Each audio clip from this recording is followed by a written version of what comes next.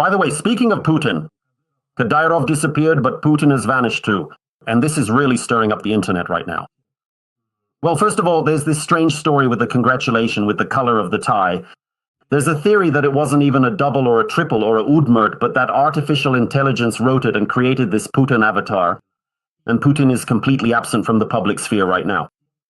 You say Kadyrov is shown for a second and a half, 2 quick shots, 3 claps, and that's it. On Russian television, something completely bizarre aired. An absolutely mind-boggling story. A child in kindergarten seems to be talking to Putin via video call, but only Putin's voice is present on the call. They don't even show a live Putin. What is this about? Is it more plastic surgery, a bender, Russian, traditional, New Year's, or could there be something else behind this? Well, a bender doesn't fit at all, because Putin doesn't drink. And because of that, by the way, he's not a very good person, because a good person can't not drink. That's another matter. There could be different... Oh, in which particular soul, I must genuinely ask? I am truly, truly, deeply sorry. Of course, this is connected to several things at once. That is, first of all, it's plastic surgery, without a doubt, because lately he has been looking rather bad. On one hand, his face has been heavily retouched. And on the other hand, he has a lot of accumulated problems, because after all, he's an old man. That's why he has problems with his teeth. He has kidney problems. He has prostate problems. He's got problems with just about everything. No, for a man over 70, even in developed countries, though in developed countries they do not hide it. There they simply put someone in a clinic and the person says, yes, for a while I will be out of commission, so to speak, because I have some medical issues. But Putin can't show that. He's supposed to be eternal. He doesn't even wear glasses, for example, even though his eyesight is really bad. They print things for him in large letters, all that sort of thing, and so on. And he wears contact lenses to look younger, because he thinks that if he puts on glasses, people will say, that's it, he's an old man, and so on. Although when he walks, it's already obvious to everyone that he's an old man.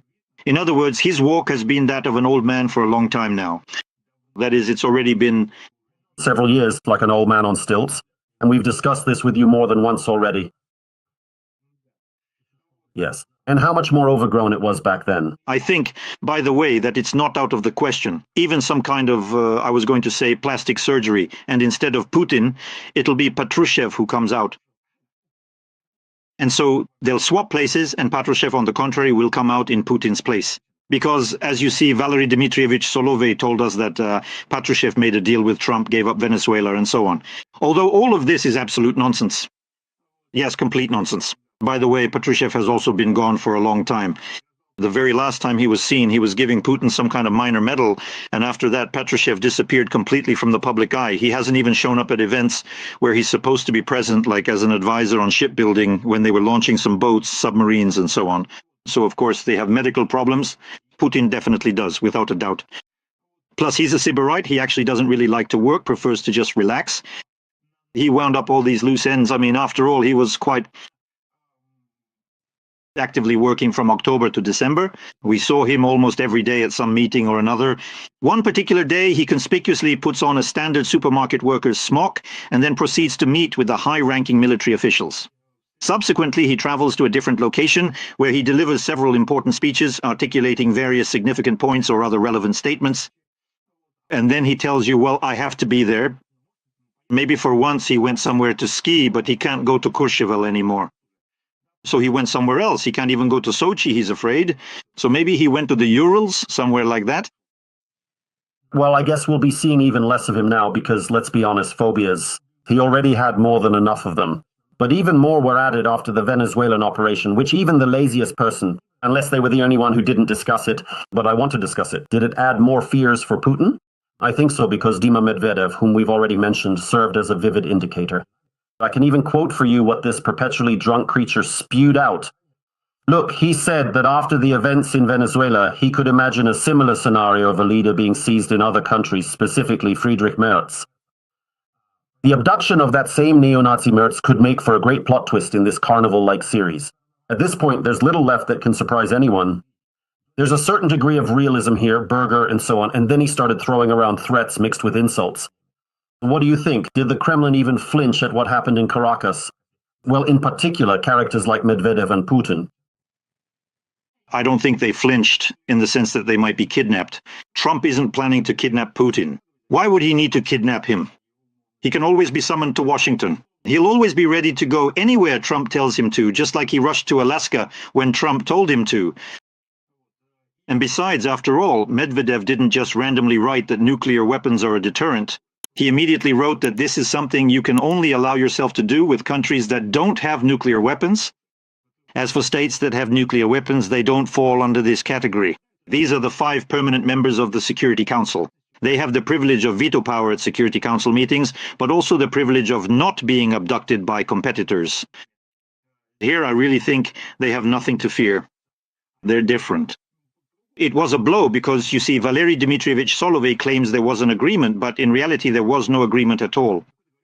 That's exactly the problem for Putin and his entire regime. Trump simply took Venezuela from them without giving them anything in return. In other words, he just took that piece away from them.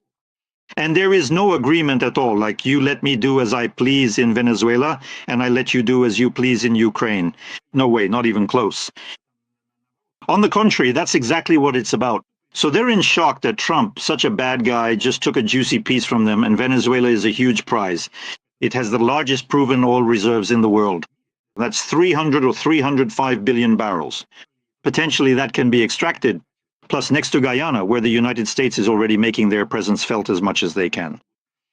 So, plus Venezuela is a large country in Latin America, and above all in South America. It's a very symbolic thing because they killed Cubans there, and the Cubans howled about it. So they held a mourning here. They said, you see, we've been trampled on and so on. In other words, basically, Trump told them bluntly that you could be next. Though it's not interesting with you because there's nothing to take from you. Cuba is an absolutely impoverished country, which has been decaying for many decades because it used to just leech everything from the Soviet Union.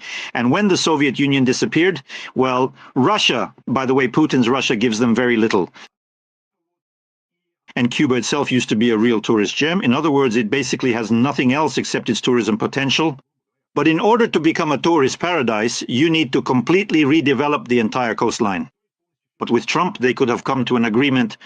You know, it's like when someone suggested the idea that America could take Gaza and turn it into the pearl of the Mediterranean, and so on and so forth.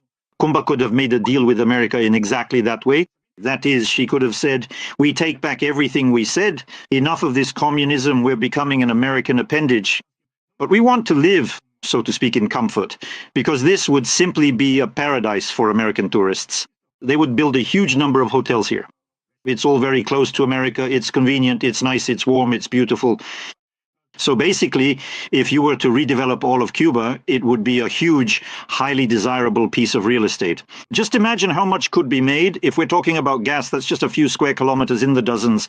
But Cuba is still a big island. Just imagine how much could be built there. There could be haciendas, 5-star hotels, 4-star hotels. There's almost nothing you couldn't build there. Because Cuba will never be able to do anything else.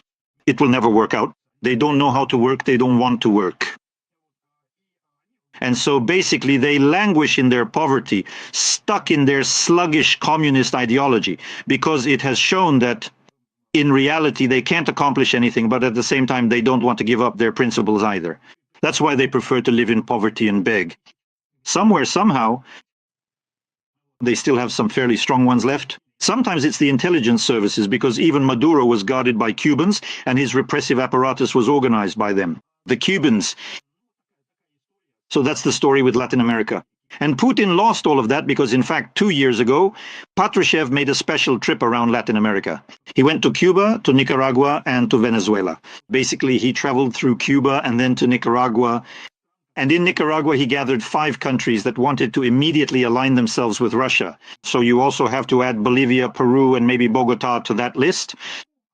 And basically, they claimed that the Russian Federation should control Latin America in defiance of America, in defiance of the United States of America. Under Trump, all of that fell apart. All of those. So Patrushev's wet dreams, well, Patrushev himself hasn't really been the main ideologue for a long time now. But those who remained after him, they still have those wet dreams. Because, by the way, Solovey himself was saying that Prigozhin didn't actually die, but is in fact in Venezuela, bathing his tired feet in wonderfully warm waters and leisurely drinking all sorts of delicious cocktails, including refreshing margaritas, with many beautiful and captivating women, Latin American women. But there really were very serious connections there, military ones. The Russian Navy would regularly dock there. At that time, they were supplying and selling weapons, some kind of weapons. And there was a huge amount of drug trafficking going through Venezuela. Organized, among other things, with the help of the Russian Federation, which partly transported it to Africa and from Africa onto Europe and so on. So in reality, Russia lost a very significant piece, and that left them stunned. And it happened mainly because they simply lost it without getting anything in return. Putin, in fact, even before all this happened, if you pay attention here, Trump as well, after all, this operation was planned for December 25th. But on December 25th, Putin was still somewhere out there doing something. He was, appearing on TV. But as soon as he disappeared from TV, went underground somewhere. Well, roughly speaking, they called Trump and told him, that's it. The guy is under anesthesia. And he said, well, so shall we go ahead? Then we'll move the start of this operation to January so that Putin can't do anything, because God forbid, if he could somehow, well, I don't think he would have gone out there to storm any barricades or started saying something to Trump.